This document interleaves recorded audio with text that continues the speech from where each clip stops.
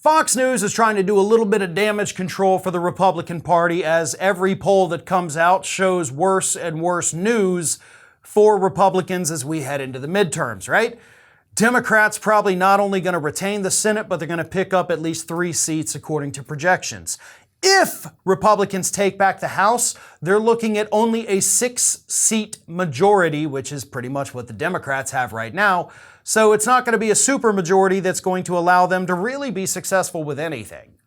And as we get closer and closer to the midterms, those polls continue to just get worse for Republicans.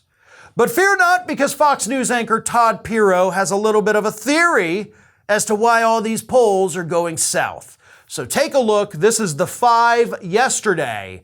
Todd Pirro explaining why these polls aren't what they seem. Pennsylvania, you just need to win 2. And by Nate Cohn's analysis, within a 1-point margin is the state of Georgia and the state of Nevada. In other words, the Senate not so unattainable if the polling is not there.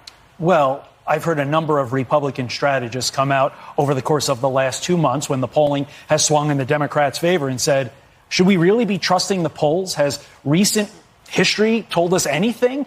Polls are often used by the mainstream media and the left, i.e. one and the same, to suppress right turnout.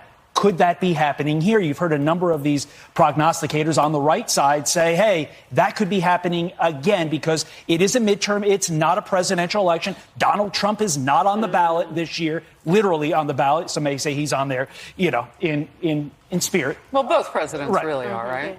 But you have to keep in mind, could this be suppressing the vote? That's the concern if you're on the right. And that's why this very fascinating that this is in the New York Times. It's not a conservative bastion of publication. Correct. Here, but, it's interesting nonetheless. It is. And Lily, another interesting point. Axios today points out that in New Hampshire, Democrats are running away from Joe Biden. They have their That's right, ladies and gentlemen. All of the polling companies here in the United States, all of the colleges, the nonpartisan, non-political colleges that do polling, they all at some point, we don't know when, right? Don't get bogged down in the details.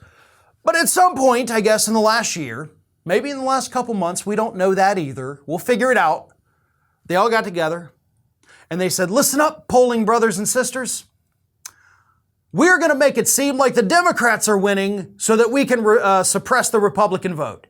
That's what we, the polling companies in our evil lair, are plotting.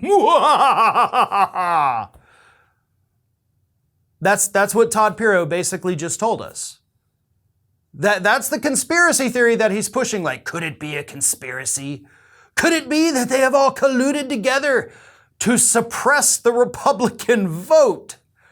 You're an idiot. I think that's probably the most succinct thing that I could say right now, Todd. You're a moron. And how you ended up with any kind of contract to ever be on cable news just absolutely blows my mind. The fact that you have these absolute brain-dead idiots that get to go on Fox News every day, make tons of money, saying the dumbest things they can come up with. And I gotta tell you, it's probably a pretty easy gig too, because you don't have to do any independent research before you do a hit.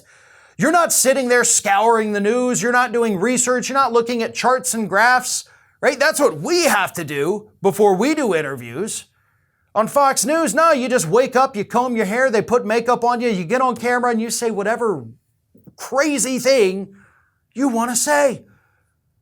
And then they say, thank you very much for being the biggest idiot on the network today. Here's your big fat check, you big fat idiot. That's what happens at Fox News.